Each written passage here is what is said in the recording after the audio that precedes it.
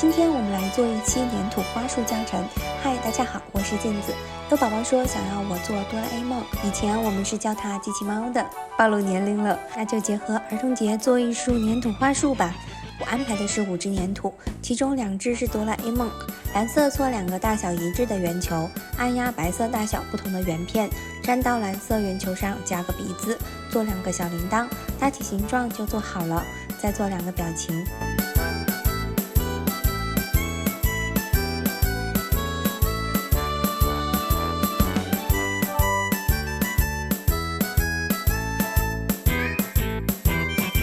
你们更喜欢哪一个呢？其余的3个我做了1支棒棒糖、2朵花。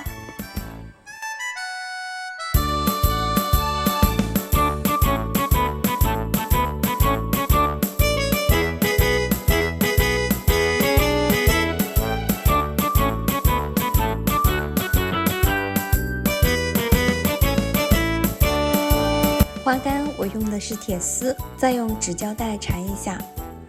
它的优点是可以随意弯折，最后再用包花纸包一下。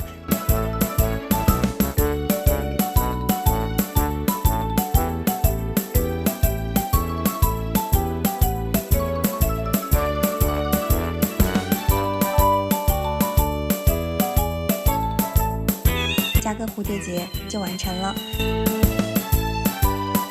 你们都学会了吗？欢迎评论区给我留言哦。喜欢的话请给我点赞加个关注吧，谢谢大家。